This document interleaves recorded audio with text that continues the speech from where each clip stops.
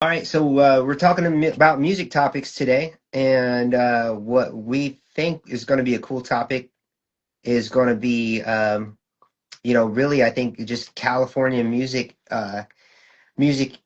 industry and the difference in the places, particularly your former homes, San Diego and Los Angeles, Yeah, because LA, as everyone knows, super hub for music. yeah, Only what 3 hours in a good day, four on a normal day, hours away is another big city, San Diego. So if you're watching this and you're not in the West Coast, San Diego's not that far away, but it seems like it is worlds away as yeah. far as the preparation and some of the ways that the music industry goes in San Diego. So that's kind of what we wanted to drill down and talk about today. And hopefully, if any artists are in here from San Diego or LA or anywhere, really, if you have challenges as an artist, we want to hear them in the chat, in the comments. If you have questions, please, ask, right? Definitely, definitely. And also, we should touch on the Bay Area as well, because basically it was those three areas, you know what I mean, since hip hop and everything was doing what it's doing, that was a part of the whole West Coast movement that started the West Coast movement. Um, Absolutely. yeah, so we need to definitely hit San Diego, Los Angeles, and the Bay Area for sure. Awesome. So, when you started, what was the music scene like in San Diego? Because you started out of San Diego, right? Yeah, yeah. So San Diego. And when I talk about San Diego, I'll kind of use LA as well because, people listen to the radio like 1580 K Day, with a stick in an antenna, I mean, a hanger in your radio to get it.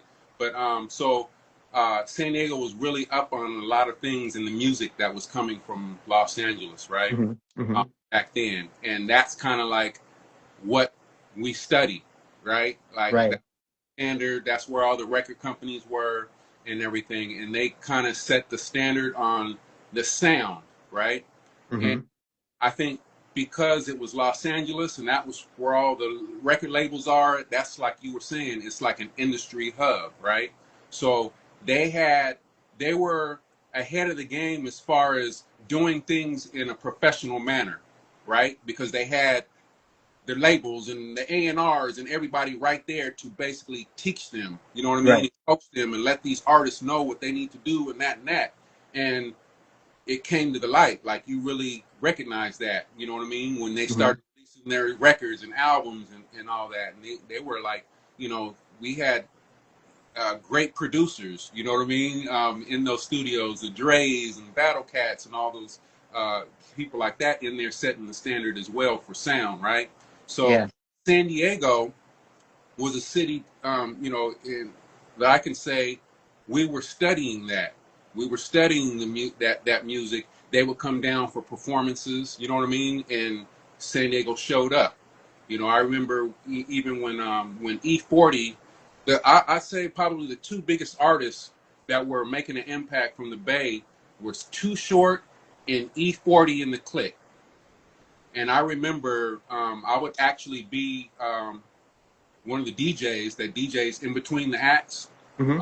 So I really, saw and was in tune to how they moved back then, right? And Right. so San Diego started out as trying to, looking at LA and how they do things. San Diego tried to do their thing. You know what I mean? Hmm. So, Hmm. we had our upcoming producers as well creating that sound, and it didn't sound like they were copying LA music. Like we had Hmm. kind of signature sound, and I think it was because one of the reasons was because I think the production level of LA producers was here. You know what I mean? Hmm. And when we started, we were kind of down here trying to Hmm. figure out a sound or whatever, and that's when our first young producers started coming up, right? And creating a different type of sound that was a little bit different from Los Angeles. Hmm. But once you go from Los Angeles to the Bay Area, that's uh, when San Diego was starting to do their thing, and the Bay Area started doing their thing, right? Um, and I remember, talking to so many people from, first San Diego about the Bay Area music, and then me eventually moving to LA, talking to LA producers and artists about Bay Area, right? And Right. what they would mostly say was when the Bay Area created their sound, it was different. It was really different from San Diego in LA, right? And in the production level, I would say, and this is what they, would say too, but I agree, you have to start somewhere. But the production level that the Bay Area was doing was, I could say, wasn't at that level. Just like San Diego's wasn't on that LA level, right? But Mm-hmm. they were going in, they were trying, they were doing their Mm-hmm. thing. And a few of the artists that did figure out that level to a certain point were the Two Shorts and the E40 and the Clicks. They had that sound, right? And I think Mm-hmm. that started that Bay Area sound.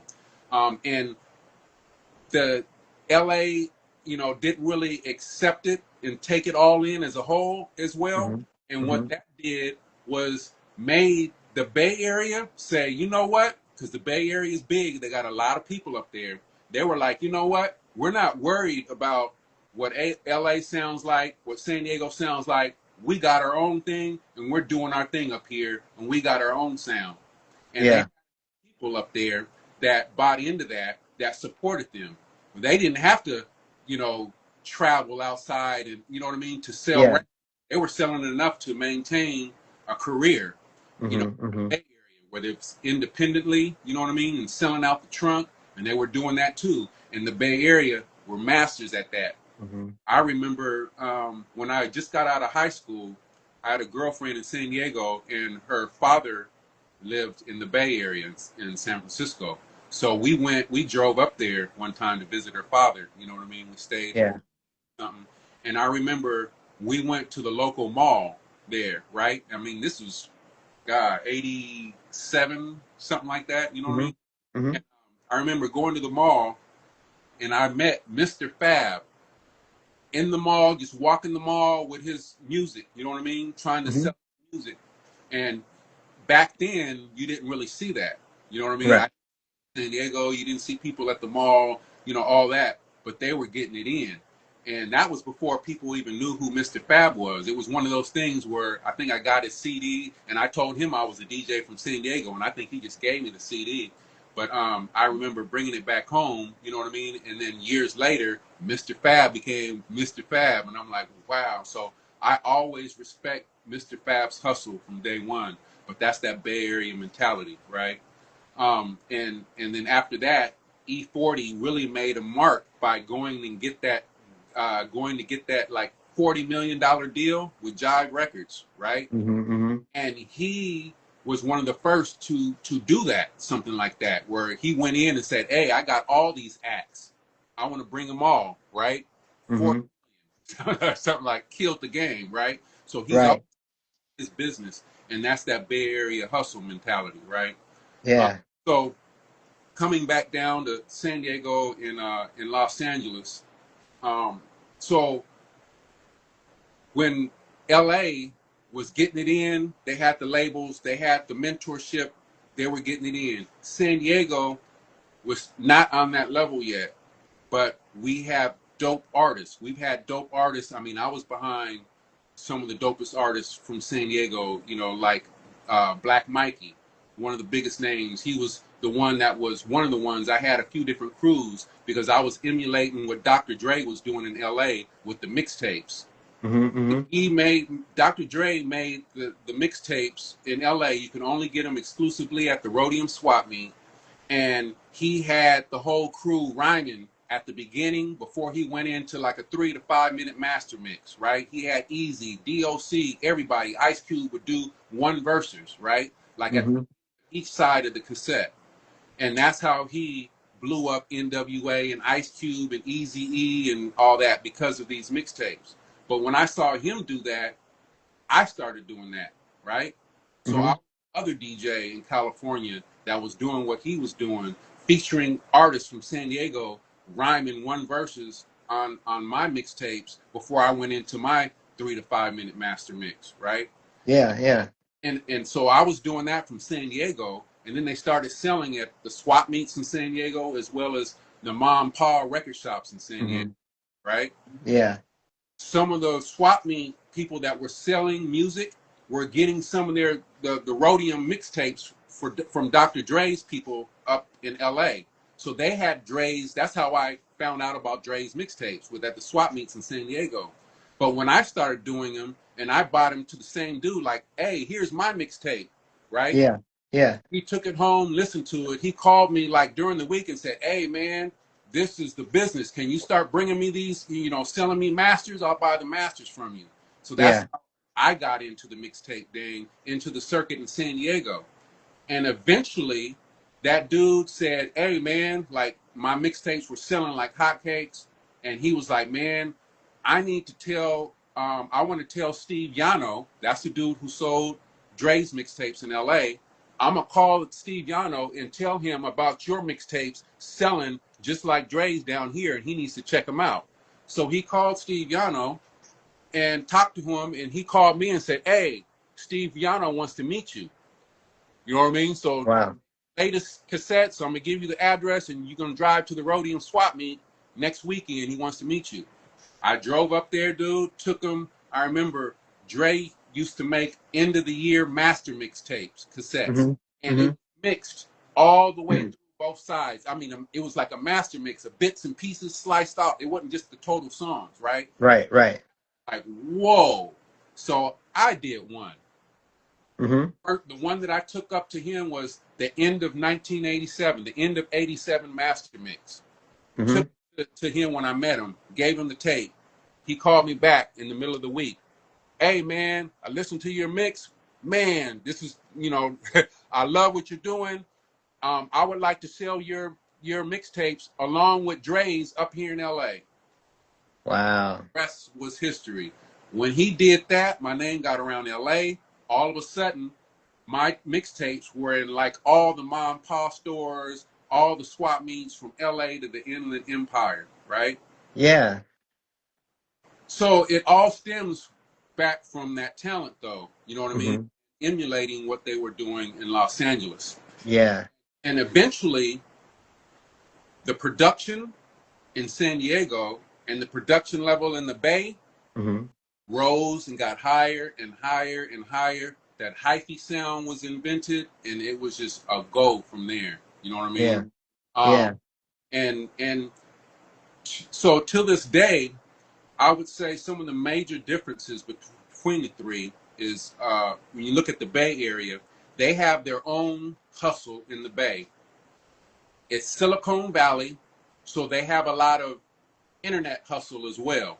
You know what I mean? Hmm. Yeah. A lot of tech savvy hustle that goes Yeah.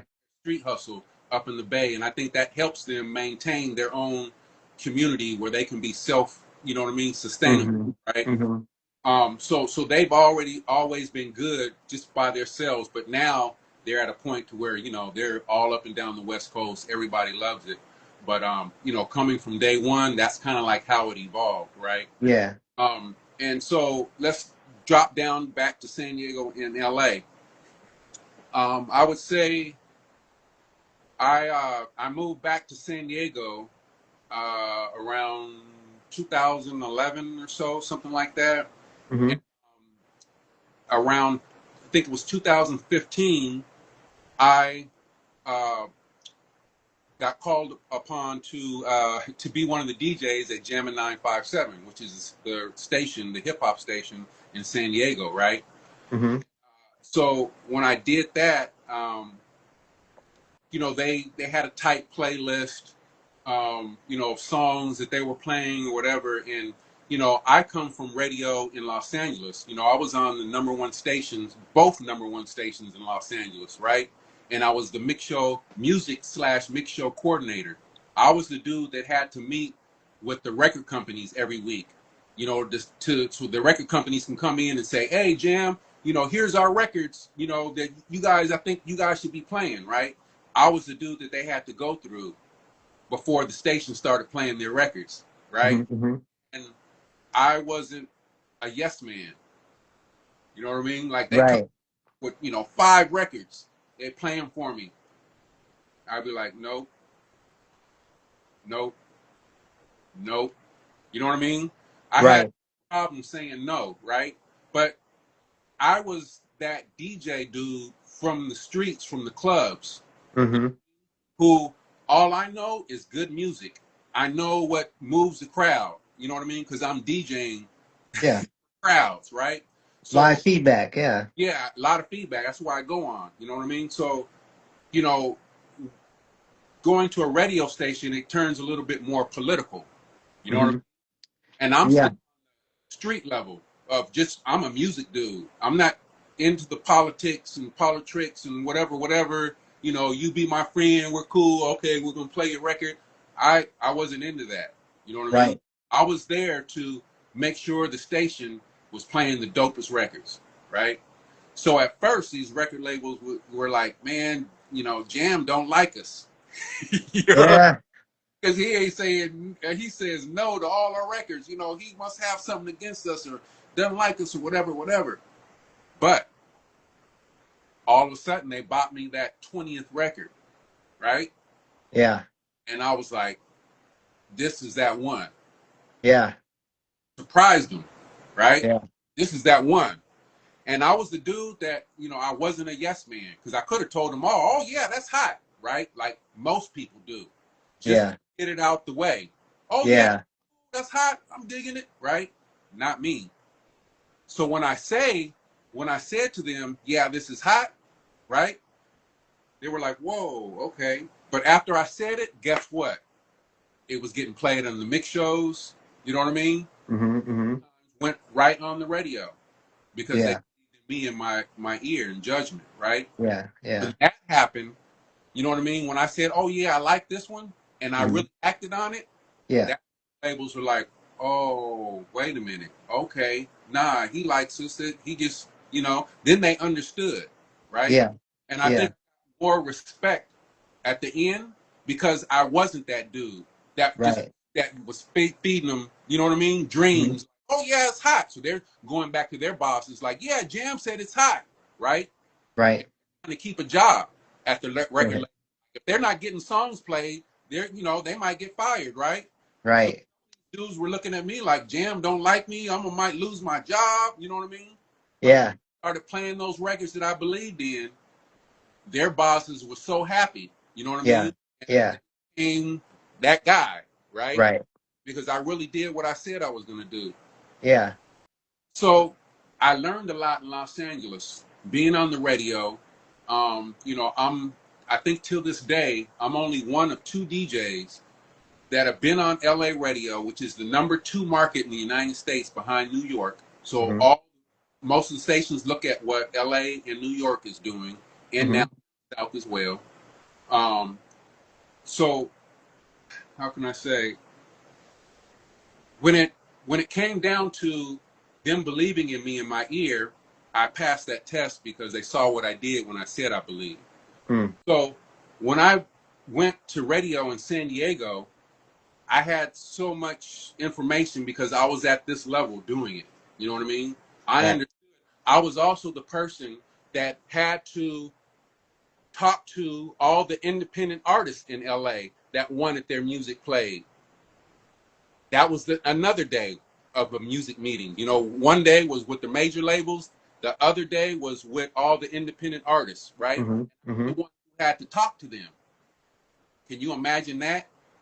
You know what I mean? I Yeah. wasn't even from Los. I wasn't from LA. I'm from San Yeah. Diego, and I'm up in there. I'm the one that has to talk to the LA artists about if I'm gonna have your song played or not. Boy, you know that was rough. You know what I mean? But Yeah. again, once they understood who I was, the artists and everything, we were like this. Because when I said that one is hot, I was playing it. You know what I Mm-hmm. mean? So So how for DJs that may be listening or even watching this back on a clip or something, but for DJs, like how important is it to really let your opinion be known and not like like you gotta keep it real and you can't like how important is it for a DJ to worry about the artist's feelings versus what the opinion is? very, because as a DJ, that's kind of like your given responsibility because you're a DJ. our DJs are supposed to be tastemakers. We're supposed to know what moves the crowd, what's like, we test stuff. You know what I mean? If it doesn't work, we see it, right? Mhm. So the DJ to artist relationship is very, very important. And that's, so when I went back to radio in San Diego, one of the main things, like I went to San Diego radio without even getting paid. You know what I mean? I Mm. was doing that for free. Wow. Most of these artists in San Diego don't even know that. Wow. Paid by the station. I was doing one of the major. Of course, it was good for me. Is I was on other stations as well. Yeah. I Yeah. became syndicated. I was on stations around the world, but Right.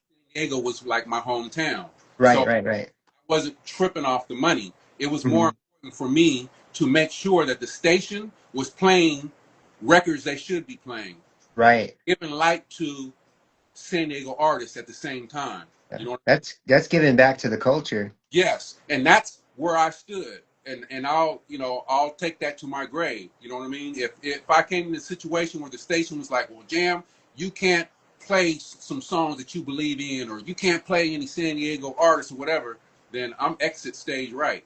Hmm. Hmm. Because I'm Yeah. cool. I'm traveling around the world DJing. I'm getting mine anyway.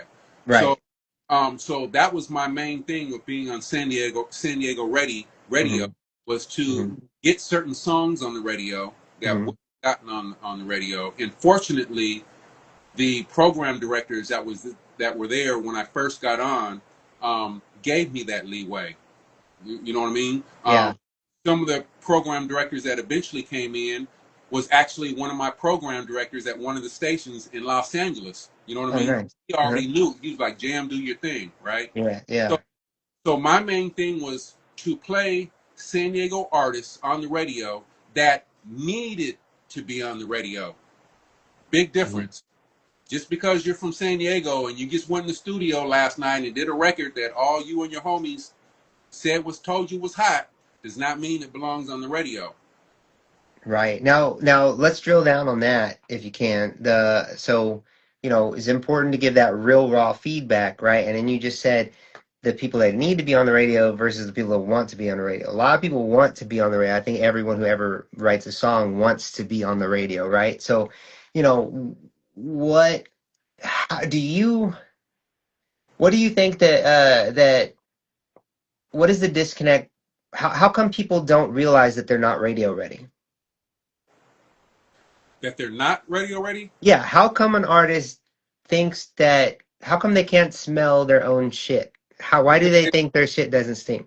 because they're not like if you grow up in a community of people, let's just say, Hmm. you can go through anything you apply this what I'm about to say.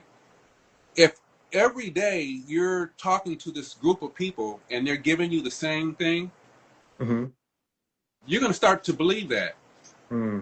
Anything repetitious, you'll start to believe. Let me Hmm. consider this. Oh, by the way, I'm a psychology minor in college. That's one of my gifts of how I win in radio. This helps me a lot, even deal Yeah. with artists. That's why I can deal with them like that. Psychology, right? Yeah. Um, so back to you were saying, Why don't they oh, realize that they they need to that it's realize, not? Yeah. yeah. So when they have yes men on the side, they're not they're narrow minded, right? Because Hmm. my friends are telling me this, I need to be on the radio. Right. So they need to be talking to somebody who actually gets it, right? Hmm. Hmm. So when in San Diego, my goal was to start talking to artists, right? To get them on that level, that Hmm. understanding on of what it takes to be an artist. Right? Hmm. Because if you don't understand what it takes to be an artist, there's a high percentage that the record labels aren't going to come and find you. They're Hmm. not Hmm. doing things that they're looking for. Hmm. And if they do happen to find you by way of something, something, something, and they go to this artist and they start talking to this artist, right? One or two things can happen. Either they're going to talk to the artist and they're going to figure out this artist has no clue on what this industry is about and how to move in this industry, right? Mm-hmm. Now the label is sitting there and they're like, okay, if they're not knowing, we can probably take advantage of this artist and give them any kind of deal that we want to give them, right? Mm-hmm. Mm-hmm. We're going to give you a record deal. That's what all these artists want. A deal, a deal. But if you talk to most artists about a record deal and you say, you know, what is the deal to you, right? Mm-hmm. Artists, what is the deal? Like, what is if you were to have a deal, what would you do? Like, what would you want? And see what they say. I bet you 80, 90% of them wouldn't have the right answer. You know what Wow. Yeah.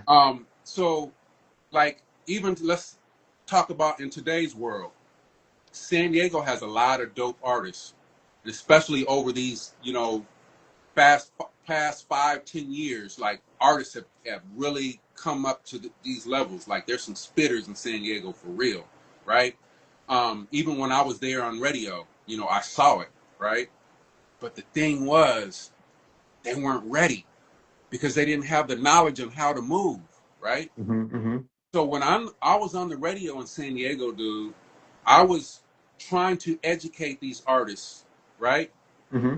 With some of these artists that I would happen to see, because if they didn't even understand that, hey, there's DJs on the radio or there's a DJ on the radio, maybe I need to contact that DJ, right?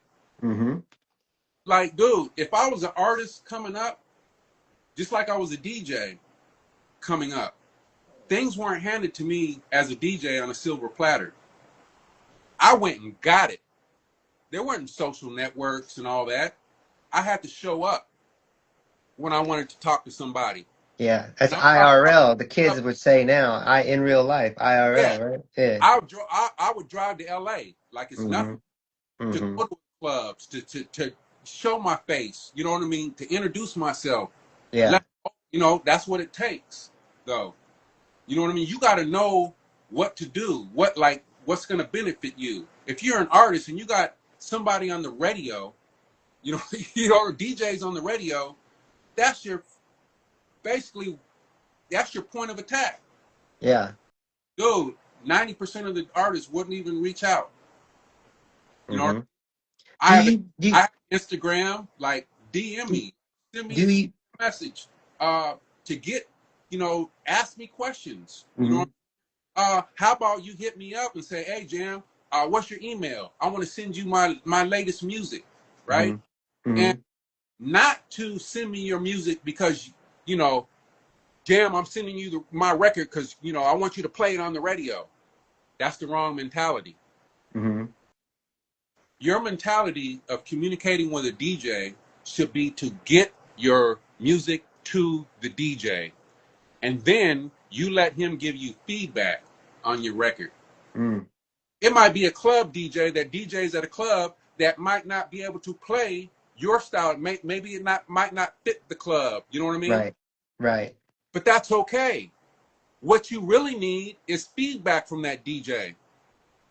That's more than even playing the song in that club that one time. The For the feedback that lets you know, oh wow, okay, this wasn't for that type of club. Okay, well, what type of club do well, at this other spot, this is what they play, or this is a little hard edge, or whatever, because different clubs have their different vibes, right? mm-hmm. Mm-hmm. So you want to know if your song even fits one of these vibes. So Mm-hmm. you know, okay, now that this club right here is more commercial. I need to hit more of a underground type of club that's playing, this type or newer stuff that they can do. You Yeah. have to know where to attack. But don't get mad at a DJ because he doesn't play your record. Right. Ask that Right. DJ why. You know what I mean? Right. Right. He doesn't tell you why, then that's a whole different story. But he should tell you why. Maybe Yeah. it's your lyrics. Maybe it's the music's not up to par. You know what I Mm-hmm. mean? Mm-hmm. Maybe it's both. And you need to Yeah. go back to the drawing board. You need that information. That Yeah. information is golden. You know, So like, so for the artists that are listening or that may watch this, elaborate a little bit more about why a DJ is such a good feedback machine. Because, now they can kind of bypass us by releasing music, right? And trying to go viral and get a TikTok dance or whatever out of it, right? So I think that a lot of the culture is starting to get the route of going through a DJ, and if they pop without us, that we have to support them in the long run. So kind of, I think some people are skipping us as Right. as a reason to hit. But elaborate more about even if that's their mentality and they think they can do it, without us. What is that feedback portion? Why are DJs great feedback tools? To just for your records. Number one, so you don't waste unnecessary money. Hmm. So let's take that stance that you said. Let's bypass the DJ. All right. Okay. So we go to the studio, we do the record, we pay the producer, we pay the engineer. We're already up. You know what I mean? We already started spending money. But I'm gonna bypass the DJ. So I need to go shoot a video. You know what I mean? To get it up on the platforms, got to spend money on that, right? Hmm. Hmm. So at the end of the day, you spent money on production, you spent money on your engineering, you went and shot a video, spent money on that. Now you got to spend money on ads on your social networks to boost it so it actually hits people, right? Hmm. Hmm. Now your expendages are up to here, right? Hmm. Okay. Remember, you bypassed the DJs though, right? Okay. You went straight to here because you and your homie said this was the cut. This is popping, right? Hmm. So you spend all that money, you put it up on all the DSPs, whatever, and it does nothing. Mm, What are you gonna do now? You didn't spend X amount of dollars, and it did nothing. Right? mm, Now, yeah. let's take the other route. Let's go to the DJs first. Hmm. Studio, I don't even have to shoot a video, none of that. I Hmm. can go do a song. I might not even really got the song mixed yet. I didn't even spend money on the mix. I just went in the studio and they tracked it and gave me a rough mix, right? Because Hmm. I have a relationship with DJs in my city. I can take that rough mix and hit all the DJs. Hey Hmm. guys, what do you think about this? Right? Yeah. Let's say you send it to 20 DJs. Hmm. Let's just say 16 to 18 of them say, "Man, this is hot," right? Then you make a decision. Okay, DJs just gave me this feedback. The majority of them said that they're feeling this. This is something that they can play, or they said they might not be able to play it on their radio show or in the club, but they're like, "Man, I'll listen to this. This is the joint." That's all you, Hmm. right? Yeah. Then go spend that money on that video, right? Right. I bet you'll have better results. Wow. That is Just by doing that one thing, by you saying the DJs don't matter, let's see how much money you spend before you change your mind. You wow. That there's luck in the game. You know what I mean? You might get lucky, yeah. right place at the right time, whatever. But if you look at overall, that's not good. Hmm.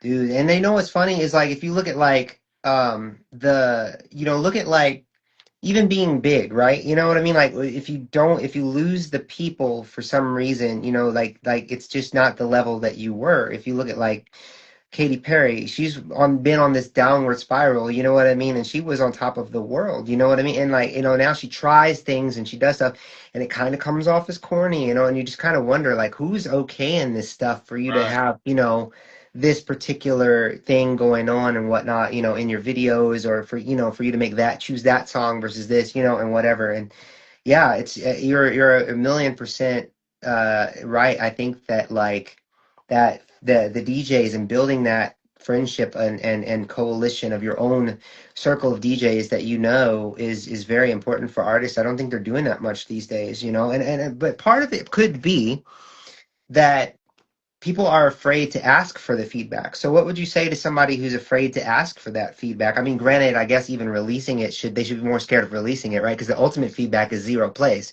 or if 20 plays on a record that you spent $7,000 shooting a video for, right? So, but what would you say to people who are kind of nervous to say, hey, can you give me your feedback? I'm gonna tell you like this: if you want to be an artist and you want to make it in this industry, you have to have thick skin. If you don't, you will get eaten up alive, because you have some people that are either going to lie to you and say, "Oh, it's hot," or you're going to have some people that tell you the truth. And you could get hurt either way. You could get hurt when they tell you it's hot and then it doesn't do anything, right? Mm-hmm, And mm-hmm, that feeling of everybody saying it's hot and you put it out in crickets, it's, you might go into a state of depression. You know what I mean? So you have to have thick skin on both levels. You know, mm-hmm, I would rather have somebody tell me that this ain't it, and I go back to the drawing board until I get it. mm-hmm. Yeah, That's what it takes, though. It really takes that. It doesn't take a lot of yes men, because that leads you nowhere mostly. You know what I yeah, mean? So yeah. you have to have thick skin, and you have to be able to take that feedback. You know what I mean? That criticism, constructive, and do something with that to become better. Mm-hmm, mm-hmm.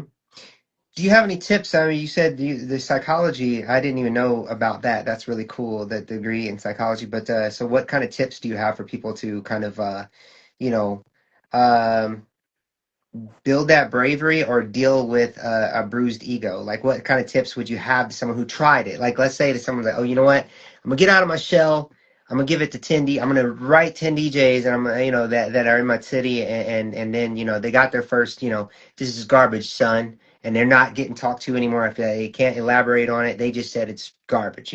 They're now taken aback. Their soul is crushed. Someone has called their baby ugly, basically. Right. Yep. Any tips for, I guess, someone that's having a problem because their baby got called ugly? Yep. Which I go back to saying, if you get that feedback and they're like, no, ask them why. Don't just say, take the no and be like, oh, okay. That just didn't do anything for you. You know what I Right. mean? You need to know why. Why, what didn't you like about the song? And the DJ give you feedback, that feedback, if, Hmm. honest, right? Hmm. So, like I said, was it the music? Was it the lyrical, Hmm. content? It might have been the delivery. Hmm. Lyrics might have been good, but how he delivered it might not have been on point, right? But Hmm. he needs to know those things so he'll know exactly what to work on. If Yeah. he's getting beats from a certain producer and Hmm. they keep getting turned down, Hmm. I'll probably go find a different producer and do some different music and try it again. You know what I Hmm. mean? Hmm.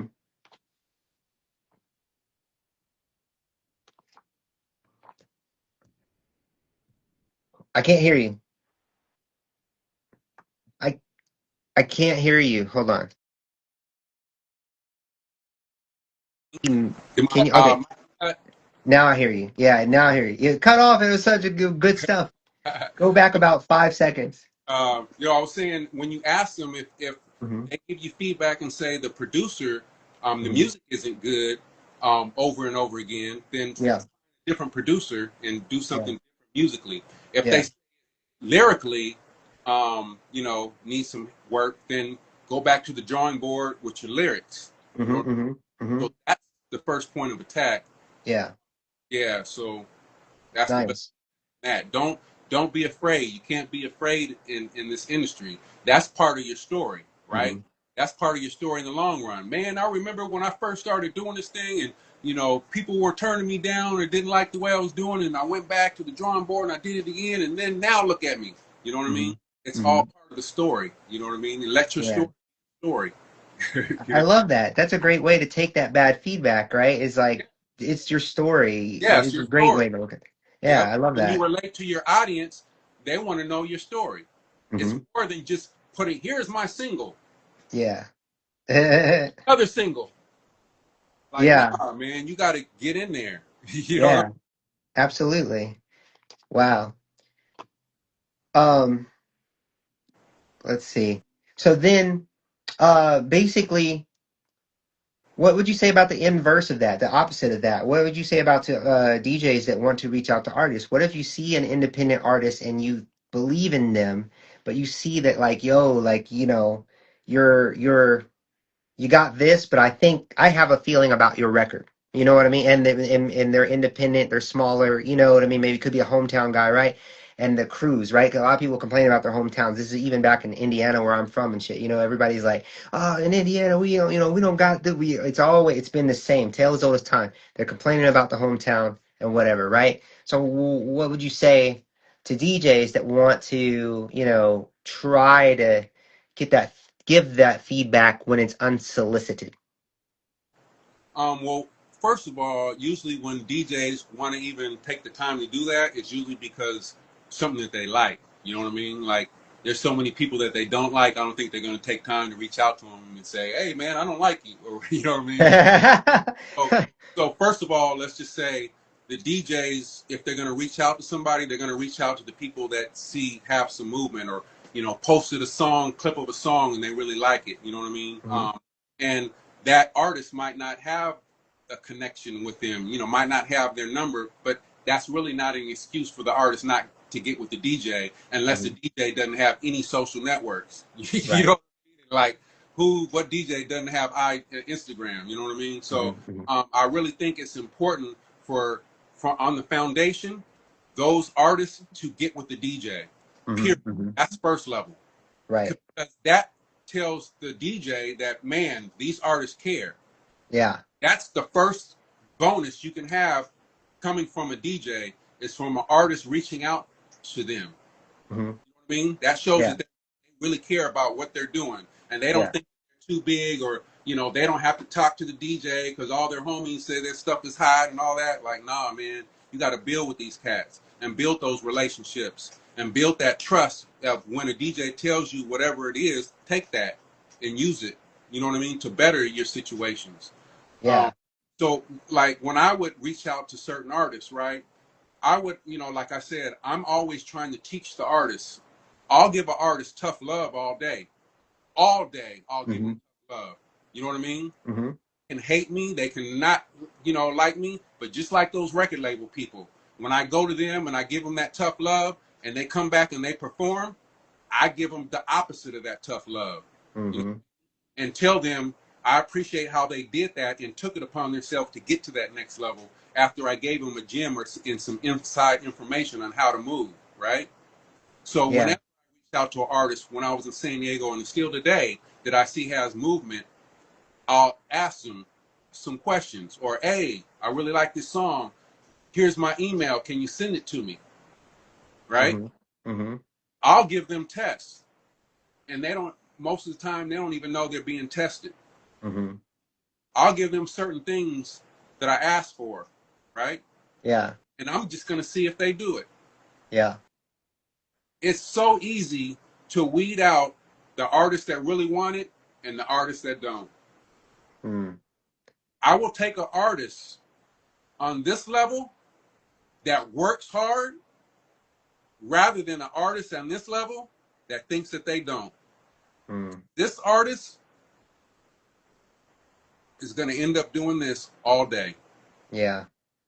Yeah. So I can only help an artist so much. If I ask you to send me a song, let's just say when I was on radio in San Diego, Mhm. you know how many artists didn't reach out to me Mm. on IG about their music, you know, Mhm. or anywhere, didn't show up anywhere I was DJing. Yeah. Let's Yeah. let's just say because I took time to discover San Diego artists, right? Right. Let me tell you something. I was putting San Diego artists on the radio every single week on my mix show. Okay. Yeah. Some of these artists that I was putting on were getting with me, sending me their music. It might Mhm. have been 10th record, you know what I mean? That Mhm. they finally sent me, before I said, hey, this is the one. But I put it on, right? Mhm. Mhm. And I wanted to see what these artists were going to do. Mhm. So what I did was I don't really see DJs doing this in radio still to today. But you know what I did when I was on radio in San Diego every week? Hmm. During the week on my social networks, I would post whose song and what songs from San Diego I was going to play on my show. I would tag them. I would act them in the captions, Hmm. right? Do you know how many artists didn't like, didn't comment on my post? What? Do you know how many artists did not take a video clip of their song being played on the radio when I was playing it on my show? This is music business 101. Yeah, they should be Art- stokes, you know? Like, For I an mean, artist, yeah, for an artist. yeah, you should be stoked. You should be like, oh my God, I'm in the car. This is my song. Thank you. These are things that you shouldn't have to teach an artist. Are you kidding me? When I came up as a DJ, dude, there was no blueprint. There was no DJ that went through the circuit that I could just follow like that to where I wanted to be. Hmm. I had to step out, dude, and do things that I thought, you know what I mean, Yeah, were next level. yeah, And that's what I did yeah. with the help of some of my mentor DJs in San Diego. You know what I Hmm. mean? Hmm. The Cool T's, Yeah, the DJ Gills, Brian Foxworths. man. Like, dude, I can. Let's talk about that. Let's talk about mentorship, right? Because I think that's something that also doesn't really happen a lot right now because of the land we're in the, which is, it's a good thing that there's YouTube University, right? And like you can go to IG, TikTok, learn how to you know, do stuff and make stuff and create stuff, um, easier than ever these days, right? But I mean, AI music stuff, right, too. But, what do you think we're losing the value of mentors? And I mean, I know it's always valuable, and the ones that find them will probably achieve bigger than anyone. But just kind of stress to people how important mentors were for you. Very important. Like I said, I did not get to the level I'm at by myself at all. Things weren't handed to me at all. I had to go get it. I didn't Hmm. have social networks. I didn't have the internet. You know, Hmm. like I Hmm. said, I had to show up. Hmm. I had to show up at a certain level. And when I showed up in Los Angeles, when I moved to LA, Hmm. I was thrown into a bucket of sharks. You know what I mean? Hmm. Hmm. LA DJs to this day are not to be messed with. Those dudes, you know what I mean? Like Yeah. there's some bad DJs from LA. So when I went to LA, I was doing something different that nobody was doing. Thank you to my mentor Cool T in San Diego, who was DJing with a drum machine. He would program beats and be cutting, playing songs. Then he'd go into the drum machine and then he'd be mixing over his beats. And I was like, what is going on? You know what I mean? Yeah. Dude, the parties were crazy. San Diego State, Montezuma Hall, City College, like it was crazy. But anyway, I studied that and I went and I was probably the first person in San Diego with an Akai MPC 60 because I got a demo from the store that wasn't even on sale yet, but because I knew the owner, I got it. Yeah. But Wow. I used a drum machine sampler. So I would sample different hot songs and beats from hot records and words, you know what I mean? And make Yeah. sequences. And I would start off my set with the drum machine, saying my name on the pads, and people to the point to where people crowded around the DJ booth to see what I was even doing. You know what I mean? Yeah. Yeah. So I would start off with this drum machine rocking for a few minutes, changing sequences with the hottest songs, whatever, and then I would bring in records, acapellas of a verse while I'm flipping the sequences and the beats on the Akai MPC 60. Wow. Kidding me? Dude, Wow. ask LA people, I mean, San Diego people from San Diego Man. that era. They'll let you know what I was doing, Dude, dude. I wish camera So, phones were around back then, dude. I'd love to watch that. so, so this is what I took to LA. Wow. A club called Jamaica House came to San Diego. That was one of the biggest clubs in Los Angeles, and they brought it to San Diego, and they brought their DJs down, right, to San Diego Hmm. to do this club, and Hmm. out to the radio station in San Diego, I guess to get promotions for it or whatever. But Yeah. hey, we're bringing down our DJs, but we want a San Diego DJ to represent too. We don't want to just come down in LA. You know what I mean? And it was Yeah. big. It was a big thing for San Diego State College crowd because there's a lot of people from LA, right? Hmm. Hmm. So they're like, we need a San Diego DJ to represent. They asked us, the radio station, who should we talk to? Oh, you need to talk to Jam, right? Hmm. With me, and it's like, hey, we're bringing this to San Diego. Are you down to do a set? Yeah, I do a set. So, dude, the first night I'll never forget. Ice-T was on the bill because they have performances every week at Jamaica House in LA, right? So Yeah. I on the bill for the first show in San Diego. It was packed, lined down the street and wrapped around the corner. So they had LA people there. The LA artists was in the house too. I did my set with that drum machine, the Kai MPC, Yeah. and I tripped the LA promoters of Jamaica House out, and they never seen nothing like that before. They immediately after my set said, "Hey Jam, can you come to LA on they did it once a week. I think it was on a Tuesday night, and San Diego was on Wednesday night. So they were like, "Can you start coming to LA on Tuesday night and DJ in Jamaica House in LA?" I sure can. Jamaica House in LA is where all the stars showed up to every week. The actors and actresses, the sports athletes, the rappers, the singers. You know what I mean? The Yeah. record label people, the who's who would be at Jamaica House. Yeah. And I was the new guy on the block. I did that show with that drum machine, and the rest was history. That's also the club that all the top LA promoters would go to, that do all the top clubs during the week and all that.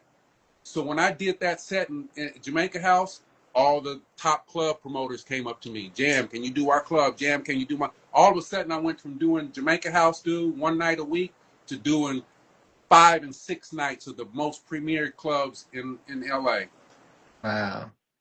After that, hooked up with Snoop and Dre. After that, went to radio. Man. And Amazing. I was at college, dude, at Cal State Dominguez Hills in LA, and studying to be an audio engineer because they have recording studios. You know what I mean? Yeah. I was going to college when I met Dre later on, right? Yeah. At the Jamaica House, what I just told you. Yeah. Dre came one night and saw me do it with Chris the Glove. Shout out to DJ Chris the Glove Taylor. If you don't know about Glove, look him up. That's West Coast DJ history. But Glove knew it too. After I did my set with the drum machine, they came up to me, asked me to go to dinner, right? Wow. Went to dinner, I don't know, a couple weeks later. And Dre was like, "Hey Jam, I'm about to do this project, and it's gonna be called The Chronic." This was the time when Dre had left Ruthless, and he was laying low. He hadn't done anything for a while, but I knew who Dre was, right? So he Yeah. asked me to be his DJ, and I was like, "Whoa." He didn't even know I was in college though, in LA. Yeah. I didn't say nothing. I was just like, "Oh yeah, cool." He's like, "Yeah, I'm gonna call you in a few months," and I was just like, I don't know. He probably tells other DJs that too, whatever, whatever. But Yeah. he called me a few months later and said, "I'm starting to work. Meet me at the studio." You know what I mean? Yeah. So I learned a lot in LA, man. I learned a lot about the business. I also learned how to move. So when I came back to San Diego, once again, that's what I wanted to instill in San Diego artists. Not just artists, but producers. You know what I mean? Hmm. As well. And Yes. I wanted to, I've always been a straight shooter. Yes. Beat around the bush. You know what I mean? If Yeah. something I don't think is right, I'll tell you. You know what I mean? Because you're going to appreciate it more after the fact when you understand. and you'll come back to me and be like, yo, Jam, thanks. And that means everything to me because now I knew that you listened to me and you took, Yeah. right? Yeah. But if I'm trying to tell an artist something, you know what I mean? Yeah. Artist, you sent me this song, but you need to do, I like it, but you need to make a DJ pack. Oh, what is a DJ pack? I'm explaining what a DJ pack to him is. You know what I mean? Mm-hmm. So once again, I'm going to see if he's going to make a DJ pack, Mm-hmm. right? Maybe 20% of them went and got a DJ pack done after I told them what a DJ pack is. Yeah. That that's not right. A lot of artists in San Diego missed the opportunity to be on radio just because they didn't do that one little thing. Mm. And as Wow. much as I wanted to, I can't keep reaching out to an artist over and over. Hey, you didn't send me your song. Hey, Mm-hmm. when you gonna send me it? I can't do that. It Mm-hmm. has to stop at some point, dude. You know what I mean? Yeah. Yeah. I look at myself. I want to see other people that have that drive as that young DJ Jam did. Mm-hmm. Because that's when I know that there's a possibility that you can go. Mm-hmm. Your music and your song that you sent me don't got to be the best. But if I see that drive, I think you're going to get there. There's a good possibility. That's So, amazing. so now let's just talk again. You know, after we heard this Adam 22 stuff talking about there's no talent in San Diego and da da da da da. You know, all the artists got mad, right? Right. It is funny because I see all the San Diego artists get mad and bent out the shape. You know what I mean? But once again, they didn't understand that play. Artists in San Diego should be thanking Adam 22 for what he did. Let me say that again for the people in the back. San Diego artists and producers, because he said music period, so he's talking about producers too. Y'all need to appreciate what Adam 22 did. Adam 22 ain't from the West Coast. He has no knowledge really like he should from real West Coast feedback. You know what I mean? Yeah. But what he did that on purpose. He did that to stir up the pot. Mm-hmm. He knows San Diego is just 2 hours away, Yeah. right? Yeah. He did that to stir up the pot. He really does. He probably don't even know what a good song is. You know what I mean? Like, honestly, Yeah. I'll bet money on that. But so when San Diego artists went off, Mm-hmm. they should have been doing that, laughing at the same time. You know what I mean? Like I get it, Yeah. social network and let them have it. But Right. once you hit stop recording, you should be laughing like, huh, you know, thanks Adam 22. Now I just put my stuff out there. You know what I mean? Yeah. Yeah. So Yeah. Adam 22, thank you for that. Because after that, the whole US started hearing about San Diego.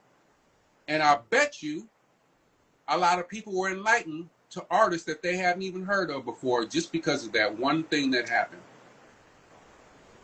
But see, Wow. a lot of San Diego artists didn't understand the play. So my whole thing was this is what I'm getting at. When that happened with Adam 22, in you know, the whole thing was like, oh well, okay, you know, we need to go down there and start giving the artists deals, right? Whack 100 was saying that, you know what I mean, to Mitchie Slick. We're going to start a thing. We're going to go up there and we're going to pop out. You know, we're going to give some deals, whatever. I look at things a little bit different. If I were to do something for San Diego, it would be to educate them, to get them on a level that they're ready to get that record deal. Right.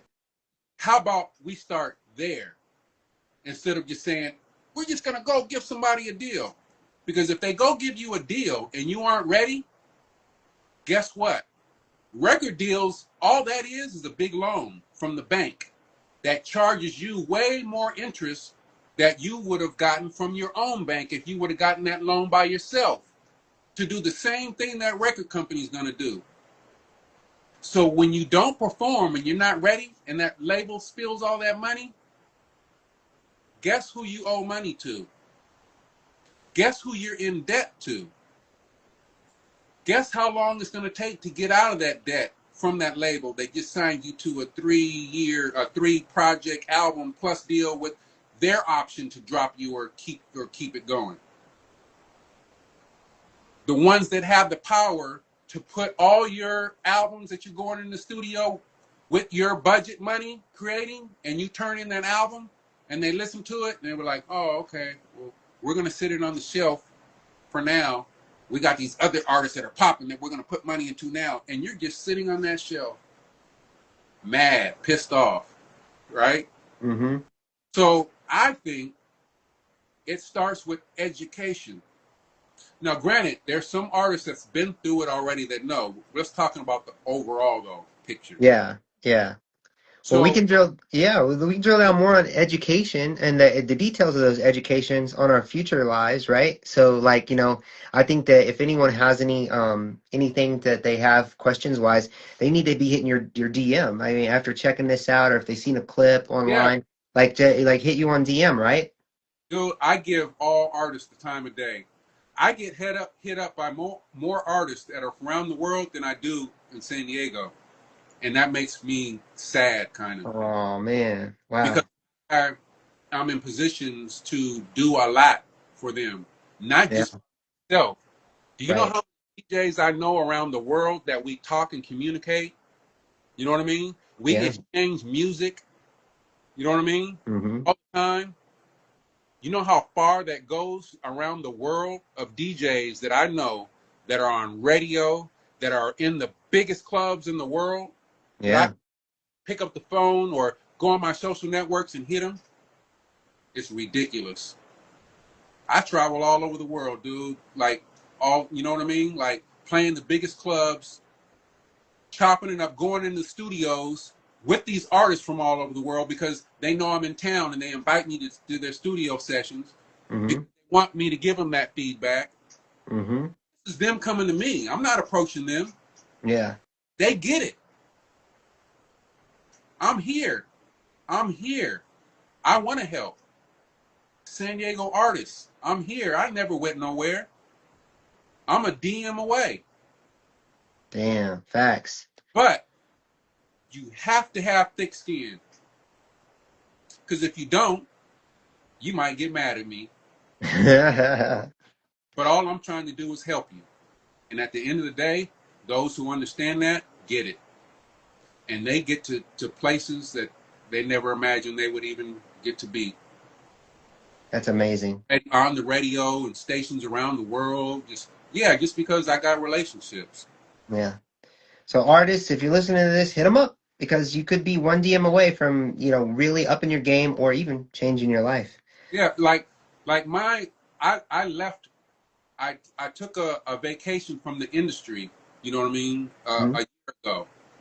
And I've taken little breaks in my career, but there have been small breaks, Mm-hmm. week or two here. I think my longest break ever was like a month, and I Mm-hmm. traveled. And I think that was after the Up and Smoke tour, where I just wanted to get away. That tour was very exhausting. That was the time of my life, but I just relaxed after that, right? But over the past, 3 to 4 years ish, the music industry has done this, Mm-hmm. right? Mm-hmm. And I saw it, and I knew it was happening before a lot of people saw it because I'm in some circles of industry professionals, and we talk. Yeah. We know what's going to happen before they happen in Mm-hmm. the industry, right? So I knew what was going to happen, and so when I stepped away early last year, um, it was for the simple reason of let me hit the reset button and I'm gonna reanalyze what's going on in the industry before I jump back in, Mm-hmm. right? So over the few years, man, the industry has done this. Mm-hmm. What I believe and I'll say has been big time contributed to the development of AI. Mm-hmm. What I mean by that is when AI came out 3 years ago or so, Mm-hmm. it started exposing things in the world for the good and for the bad. I Mm-hmm. hope we all are on the same page here. There's AI that's good, and there's AI that could be used in a bad situation. But one of the things AI did, and it does, it exposes how much companies are making, right? It puts their business out there, right?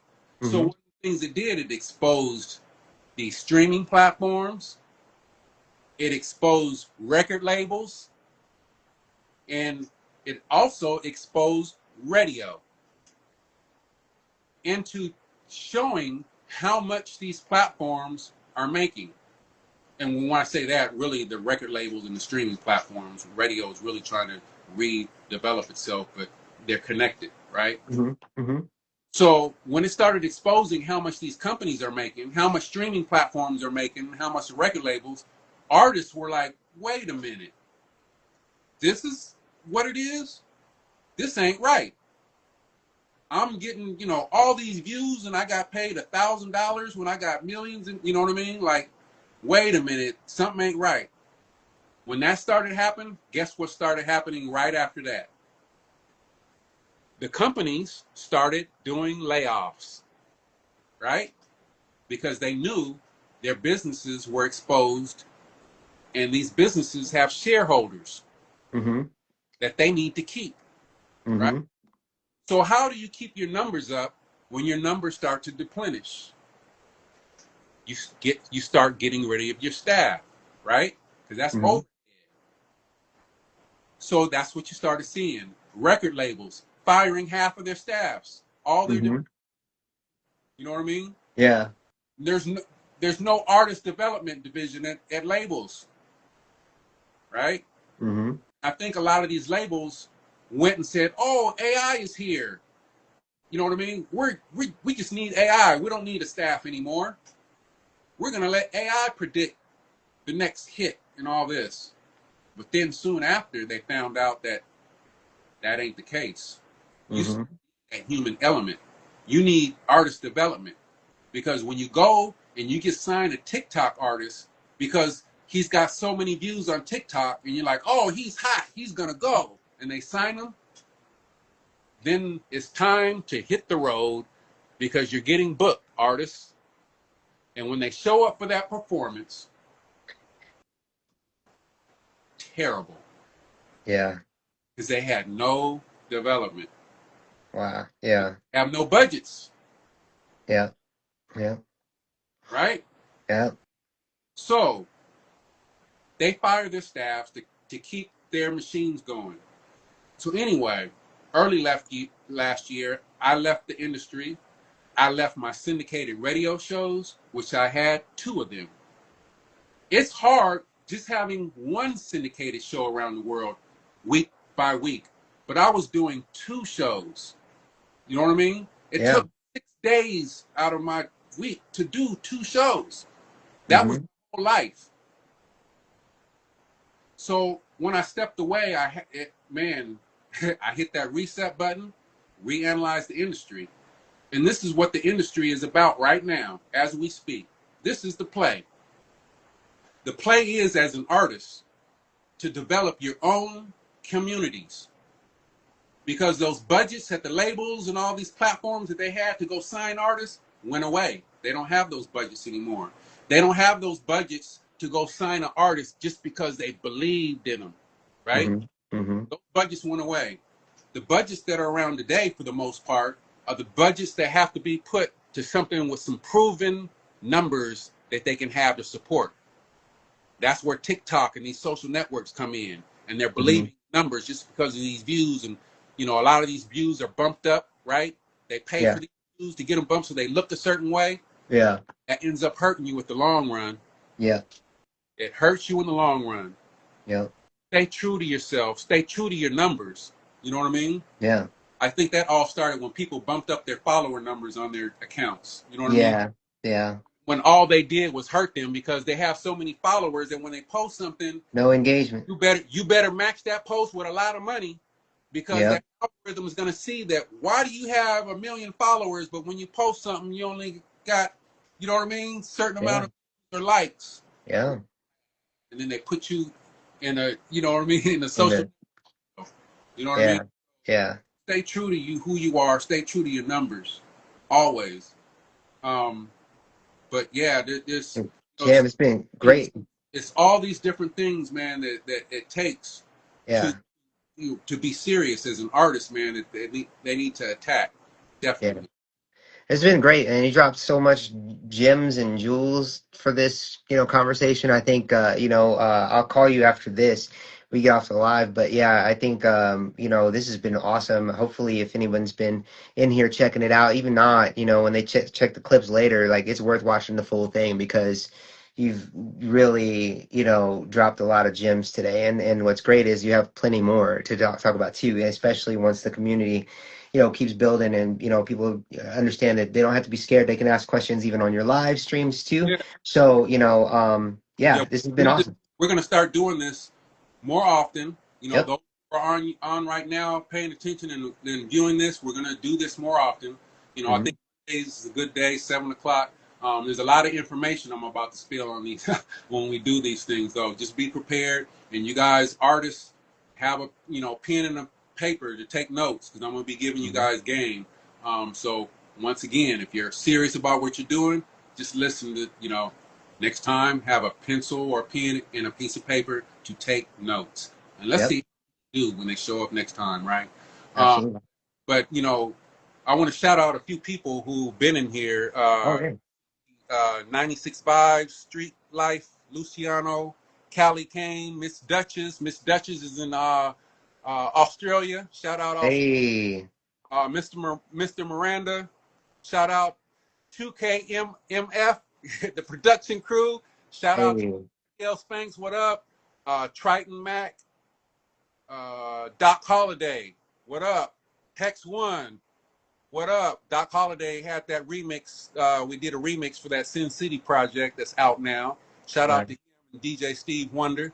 ADJFK, 2LAX, what up?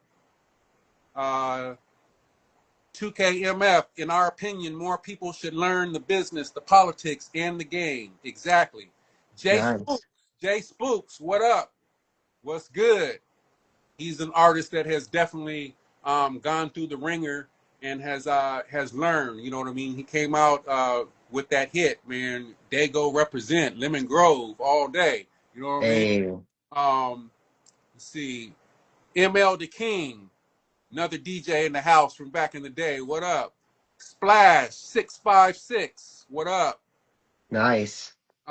Somehow you have always been humble, dope at the same damn time. Thank you, ML the King. I try to stay humble, man. That's the only thing I know how to do, dude, is just be true and be, you know what I mean? Be a cool person. If somebody has something against me, it's usually probably something that they did. You know what I mean? I got love for everybody, dude. I just try to help. Um, Don, forget, get, what up? Egoch, what up? Yeah, so those who were in there, I just went down real quick. Nice. Shout out you guys for even being in here. And the ones that are in here today, tell a friend about this, man. Tell a friend to Share follow, it. make sure that they're following me. And I'm going to give you all one more thing. Follow my Patreon. That's the next thing Thanks. I'm gonna get into probably on the next call. But when we're Hmm. talking about artists in today's landscape and developing your own communities, that's Hmm. what it's about. These Yep. labels have these budgets, right? But when these budgets come back around, because believe me, they will come back. And when they do, the first people they're going to go after are the peoples with their own communities.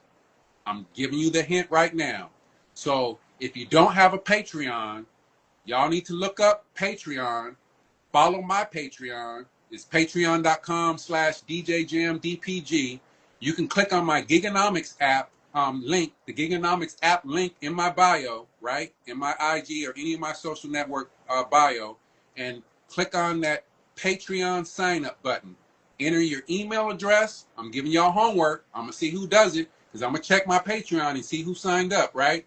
So if you're an artist, producer, or if you get somebody who loves music, this is for everybody to do. So click the Giganomics link in my bio. Click on that Patreon sign up button. enter your email, and then download the Patreon app in the App Store. All this is free.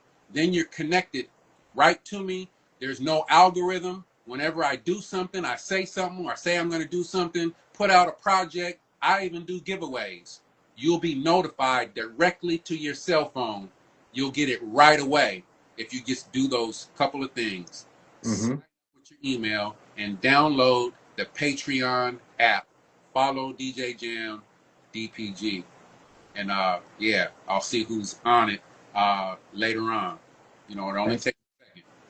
that's what's up. Hey, thanks everybody for being here. We really appreciate it, and thank you for having me, Jam. I'm honored to be a part of this discussion and talk with you. You know, again, it's just something that I like to do anyway. Pick your brain, and so it's fun to do, and I'm very thankful for this opportunity. So thanks for having me.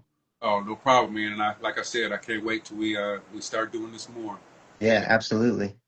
All Uh, right. Well, thank you, everybody. I think it's a good time to cut it, and we'll get scheduling the next one out. I'll give you a call after this. yes, sir. All right, y'all. We out.